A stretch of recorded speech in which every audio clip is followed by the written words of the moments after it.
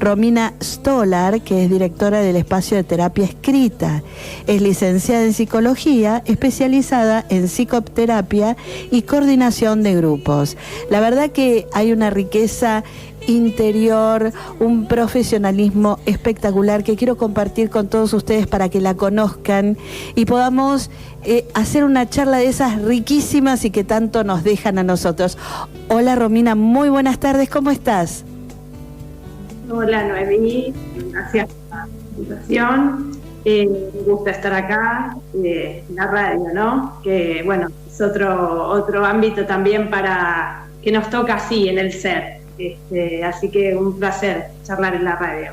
Sí, espectacular, es algo donde ponemos voz a muchas cosas que sentimos, profundas, importantes, y a través de tu profesión, esa que abrazas con tanto cariño y que desplegas muchas cosas a cada una de las personas que le toca estar con vos en grupo, individualmente, y por supuesto que también a través de la escritura terapéutica, que es una de tus especialidades maravillosas, porque siempre digo que poder escribir con el alma y además curarnos, es como que vamos creciendo muchísimo, y con la guía tuya, ¿no? Por supuesto.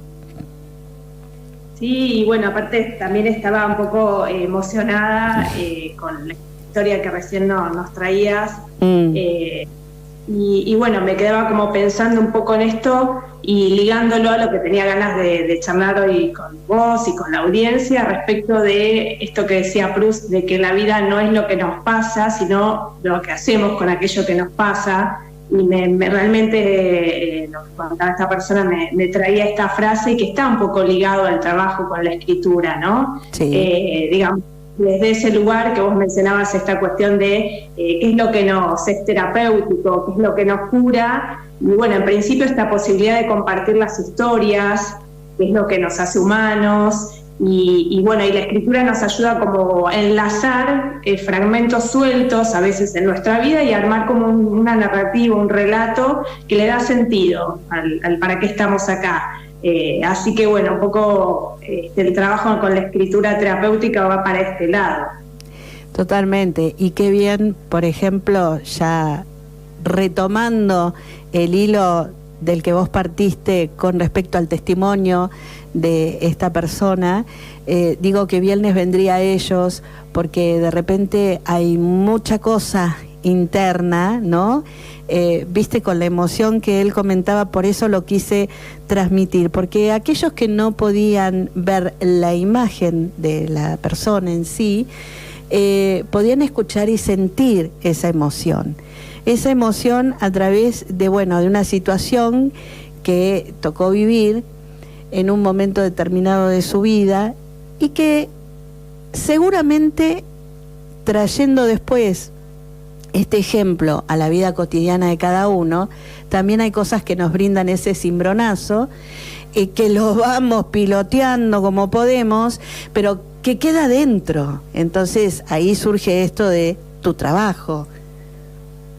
Sí, y digamos, hay una parte que tiene que ver con esto que vos bien decís, como de la parte más, como le decimos los psicólogos, de la catarsis, de poder como hacer como ese vaciamiento, pero también por ahí lo que tiene de interesante, que también lo mencionabas, es hacer como un trabajo de elaboración, ¿no? Y de transformación de aquellas situaciones que, bueno, son, que nos llevan puestos o que nos traen como un sufrimiento excesivo, y me parece que la cura tiene que ver, por lo menos como la trabajo yo, tanto en lo individual como en los grupos, como poder hacer como una transformación en nuestra posición subjetiva frente a la vida, frente a aquello que, bueno, a veces no termina de cerrar, y qué hacemos con esto que, bueno, no siempre, bueno, no, lo que encuentra no es lo que busca, y en esa diferencia poder pasar como a una posición activa, me parece que ya es un signo como de salud mental, de no quedarnos pasivamente sin trabajarnos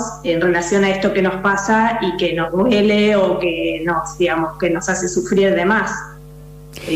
Así que bueno, ese es un poco el trabajo orientado con que se puede hacer con diferentes herramientas, pero bueno, la escritura tiene como su especificidad que también es como muy potente. Fuerte, muy fuerte, porque es como que, viste, cuando yo por ejemplo hablo con escritores y me dicen, y a veces la verdad que escribo y es como que están en un estado de éxtasis y no se dan cuenta de lo que están escribiendo, y después cuando lo leen dicen, ¿yo escribí esto realmente? Y si eso que un profesional, un escritor, un poeta, le pasa eso, ¿cómo resulta en una persona que no está acostumbrada a llevar adelante un ejercicio de ese tipo, ¿no? Está muy buena tu pregunta, es súper interesante. Creo que tiene que ver como que cubre algo también del misterio de los diferentes personajes que nos pueden llegar a habitar y a veces no conocemos, digamos, ¿no? Porque creo que uno no es así como solamente uno, digamos, tiene muchas facetas o muchos personajes. Y bueno, podemos traerlo a Fernando Pessoa, que él tenía como 70 heterónimos, digamos, como diferentes nombres que le permitían a él escribir, digamos, tomando cierta distancia como de él mismo, como si tuviese diferentes biografías y formas de pensar, y eso lo hacía escribir como en forma más suelta, digamos, y sin censura. O sea que eso él lo elegía como posibilidad de explorar, digamos, estos diferentes personajes que lo habitaban. Tenía 70, ¿no? Lo encuentran por ahí con diferentes nombres, pero, digamos, era él mismo, ¿no? Era uno solo. ¿Y qué hacemos con esto de, que vos traías bien, de que es un efecto muy común, que no solo sucede como en los grandes escritores o artistas, sino que con la gente que trabajamos en los talleres, o también pasa esta cuestión de la sorpresa, que aparece esta sensación como de ese extrañamiento de leer después de un tiempo aquello que yo escribí y que diga, esto no parece que no, es como que siento y no siento que lo he escrito yo, digamos, ¿no? Y la verdad que a mí me parece que es muy rica esta operación mental, por decirlo de alguna manera, porque nos permite como tomar distancia de nosotros mismos. De alguna manera, digamos, eso trae salud mental, porque a veces estamos muy pegados a los propios pensamientos, y la escritura tiene esta cuestión de que nos permite, como que parecería que nos permite tomar distancia de nosotros mismos, de nuestra propia problemática, y como que nos daría como una perspectiva diferente, que sale un poco a veces como de la repetición de siempre lo mismo, y uno cuando está como muy pegado a los propios problemas, es difícil de encontrarle la vuelta, digamos, ¿no? Para dónde salir, y ya pararse como en otra esquina y ver la situación desde otro lugar nos permite como modificar alguna cuestión o resolverlo, regularnos mejor, ¿no? Sí. Esto, digamos, es una habilidad que se puede trabajar, y me parece que en tiempos donde todo es tan obvio y ya hay tanta información y parece como que sabemos de todo, poder generar este efecto de sorpresa, de maravillarse con alguna cuestión así parecería tan sencilla, ¿no? Que no quiere decir que sea simple, es como para mí rescatar esa posibilidad es interesante en estos tiempos donde, bueno, ya parecería como que se sabe todo y tenemos como exceso de información. Autosorprenderse creo que está bueno para conservarlo, ¿no? Claro, es como ser un poco nuevamente inocente y con esa apertura al asombro, al reconocimiento interno, porque muchas veces no nos detenemos a pensar por qué reaccionamos de determinada manera si podríamos haberlo hecho de otra. Y en lo que vos dijiste de lo recurrente, justamente una de las cosas que te iba a preguntar era, y viste cuando uno dice, pero ¿por qué volví a hacer lo mismo? ¿Por qué elegí este camino si yo sabía que me tropecé ahí y lo volví a hacer inconscientemente? Es porque no hay un reconocimiento todavía. Bueno, dale la respuesta a vos. Sí, no, estás trayendo los grandes temas, para mí, de la condición humana. Digamos, según como de la escuela donde nos paremos, digamos, más desde lo psicoanalítico, podríamos decir, un poco por estructura, parecería que estamos un poco a esta condena de la repetición, digamos, ¿no? Sí. Y bueno, está bueno ejemplificarlo por ahí, ya que hablamos de lo literario, de la lectura y de la escritura, con el, no sé si se acuerdan del mito de Sísifo. Sísifo, digamos, había obviamente desafiado a los dioses. Es este personaje que es muy musculoso y se lo ve subiendo una piedra enorme, de piedra, de una bola exactamente por la montaña, y él, como bueno, se había atrevido a desafiar a los dioses, como pasa con los mitos en general, su castigo había sido subir eternamente esta piedra por la montaña y dejarla caer, ¿no? Claro. Esto que traías como el ejemplo más grande de lo que es estar metido a veces como esta repetición. Hay, digamos, la idea sería, si bien es como lo normal de lo humano, digamos, esta cuestión de la repetición, es a veces encontrar alguna pequeña diferencia en esa subida de la piedra, ¿no? Porque inclusive lo habían dejado ciego. Entonces, bueno, era como el doble castigo, y él, digamos, de alguna manera, digamos, se puede pensar que en algún momento podría pararse a descansar mientras subía la piedra y a rememorar los paisajes que había visto. Entonces, bueno, de alguna manera trataba de introducir algún cambio dentro de esa propia repetición, digamos, o sea que...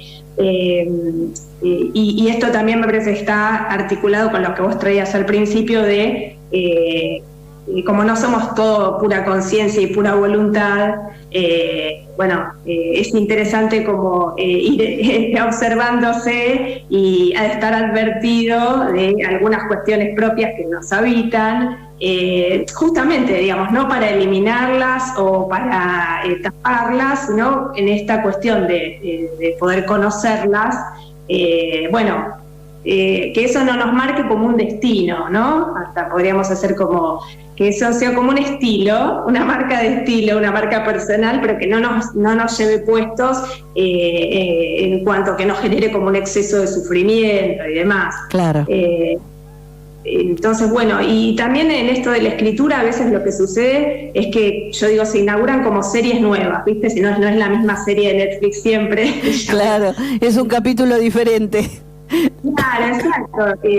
Esto porque está muy ligado a la cuestión de la creatividad, digamos, ¿no? Como también para no quedarnos con el bajón de que esto que por estructura medio como que vamos a tender a repetirnos, porque así somos los humanos, digamos, tendrá sus cosas buenas, no importa, digamos, pues puede ser pensado de esta manera. También saber que podemos inaugurar series nuevas. Y a veces el trabajo con la escritura y con el arte, justamente como entramos desde un lugar estratégico, donde no nos digamos, desde no tanto como la censura, no ofenden a nuestros yoses, podemos como abrir un proceso de potencialidades, de crear algo o conocerlos en algún aspecto distinto que no sucedía. Esto lo veo yo en la clínica, con el trabajo con la gente, donde se sorprende, vienen diciendo no, yo no sé escribir, no puedo, no tengo creatividad, y realmente después aparecen en el proceso, digamos, en el trabajo, cosas que no sabían que tenían como un campo de posibilidades, que no habían, estaban ahí esperándolos, digamos, ¿no? Exacto. Y ahora, cuando vos estás en ese grupo, digamos, armaste un grupo para la escritura, ¿cómo funciona? ¿Cómo es la actividad que van desarrollando para lograr ese tipo de expresión a través de la escritura? ¿Van tocando diferentes temas? ¿Van charlando? ¿Descubren en esa charla cuál es la situación que les está pasando, o lo hacen a nivel con un tema determinado y descubren algo que les pasaba interiormente y no sabían? Explícanos un poquitito cómo es eso del taller. Mira, es como si fuese una aplicación, ¿viste? En un dispositivo que bueno, nosotros nos formamos para que ese dispositivo funcione, digamos, el dispositivo grupal, digamos, porque no es lo mismo la consulta individual que el grupo, pero vamos a llevarle al dispositivo grupal, que es como tiene su potencia y su riqueza particular. Siempre, digamos, por lo menos yo trato de trabajarlo como, primero porque partiendo del lugar a qué le pasa a cada uno con la escritura como objeto en su vida, ¿no? Porque por ahí la gente que llega ahí, hay algo de la escritura que le llama, digamos, no porque necesariamente, digamos, es gente que no es escritora, pero hay algo que es pregnante en la escritura en su vida. Entonces, por ahí, la idea es como empezar a repensarse en relación a qué le pasa a cada uno o a cada una con la escritura, como para ver de dónde partimos, porque a veces ahí, por ahí se ven situaciones como de ciertas inhibiciones o ciertas censuras, y por ahí descubrimos que tienen que ver con alguna cuestión de cómo ellos aprendieron a escribir, ¿viste? Porque la escritura nos remite cuando éramos chicos, al ingreso a escuela, son momentos de corte importantes en la vida, ¿no? Como fundacional. Y entonces, partiendo desde este anclaje, desde qué me pasa a mí con el objeto escritura, nos vamos, digamos, como trabajando desde ese lugar y, como hacemos, cuestionando como el sentido común de la escritura, que no tiene que ser como la cuestión académica de algo que esté bien o algo que esté mal, sino que es un espacio de expresión y de búsqueda y de trabajo. Sobre todo, lo lindo que tiene lo grupal, que acá en los años, digamos, previos a lo que fue la dictadura militar y demás, después todo eso se fue cerrando justamente porque son espacios como muy potentes, y ahora como hay una necesidad, como una vuelta a estos espacios colectivos, es la posibilidad de que hay ciertos lugares que se sale, no se puede salir solo, digamos que el otro colabora.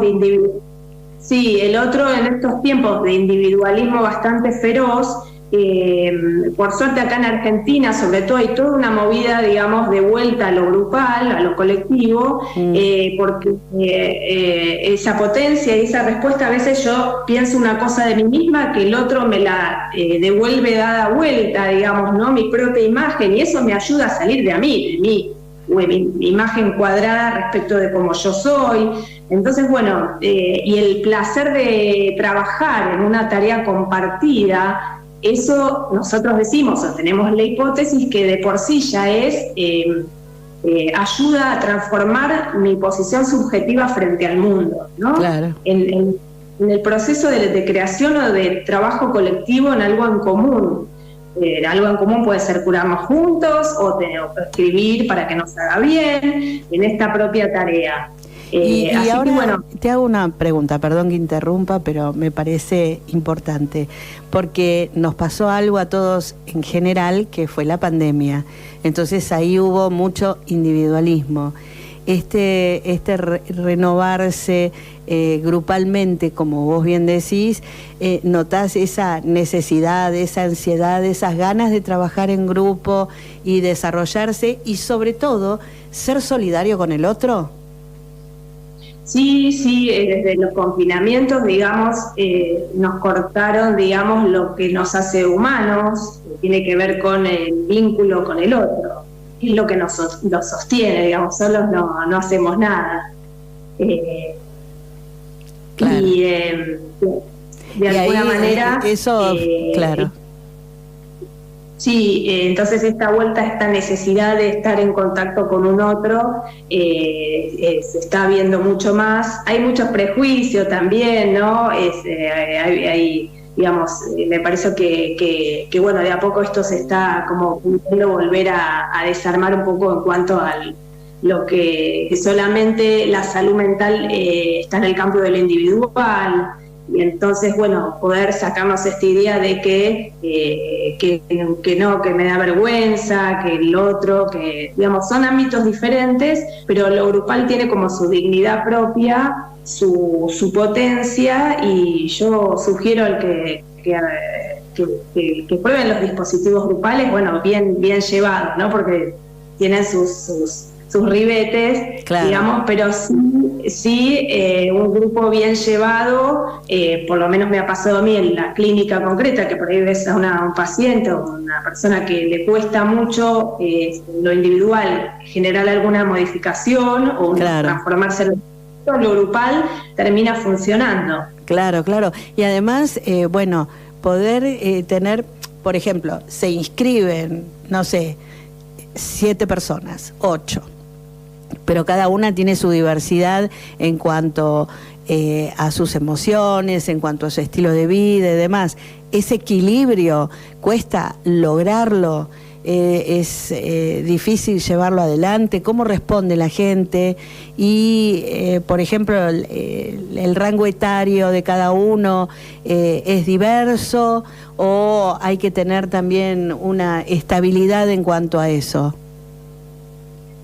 Bueno, vamos a seguir muchas preguntas porque son las preguntas de que bueno, hay muchos enfoques, digamos, de lo grupal, por lo menos donde yo me formo y como trabajo y lo que me ha resultado eficaz a mí, que no tenerle miedo a lo heterogéneo, por el contrario, ¿no? Porque si quiere hacer como se llama. Hay grupos que se dicen monosintomáticos, que quiere decir que hay personas que sufren todos mismos de una patología y demás, que está muy bien, pero también, digamos, como tenés el riesgo de quedar como medio encasillado, que sos tal cosa y no puedes ser otra. Entonces, en realidad, justamente, con lo que decíamos, hay en estos momentos, digamos, hay tiempos como de individualismo y por otro lado de masificación, de que todos tenemos que ser iguales.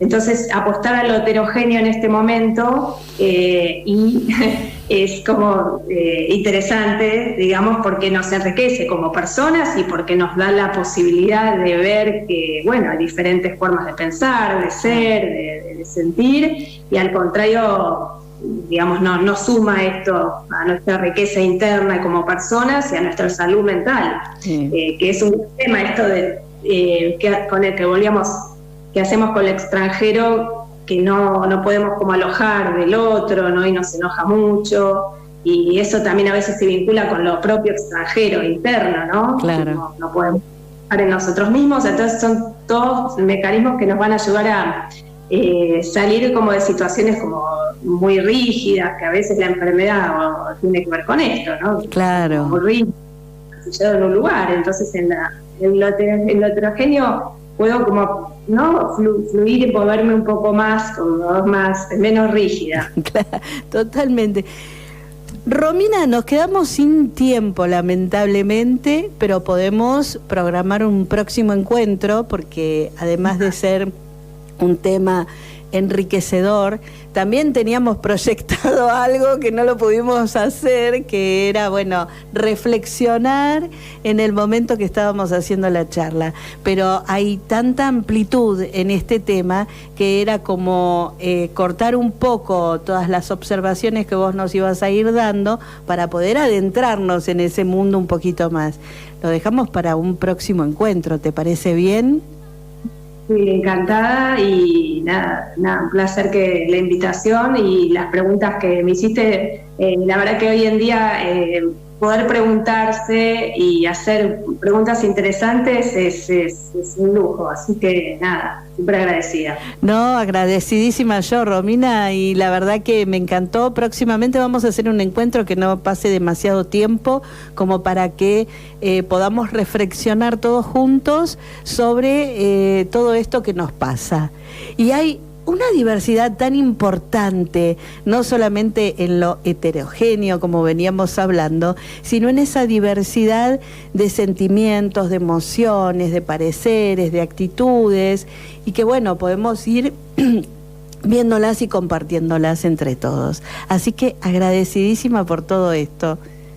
Y felicitarte, bueno, por supuesto, por toda la entrega profesional que vos hacés a tantos que participan en tus grupos. He visto ahí imágenes de abuelitos también que están integrándose con todo esto de la escritura, y que por supuesto para ellos debe ser un poco más difícil que para nosotros, porque, bueno, fuimos evolucionando y ellos venían con otra historia de vida. Así que me parece fantástico todo este trabajo que venís llevando adelante. Gracias, Noemí, un placer y bueno, prontito esperemos volver a charlar. Por supuesto, ya vamos a organizar por privada. Agradecidísima de haber estado aquí compartiendo con nosotros toda tu sabiduría. Igualmente, un beso. Un beso, cariños, y muchísimas gracias. Bueno, gente, Estuvimos hablando con la licenciada en psicología Romina Stolar sobre terapia de escritura, que la verdad que es algo fantástico y que vamos a seguir avanzando con este tema porque hay mucho para hablar y para desarrollar.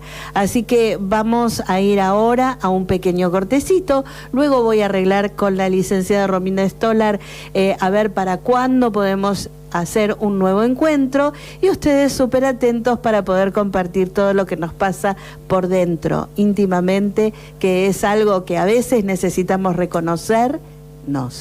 Vamos a una pequeña pausita.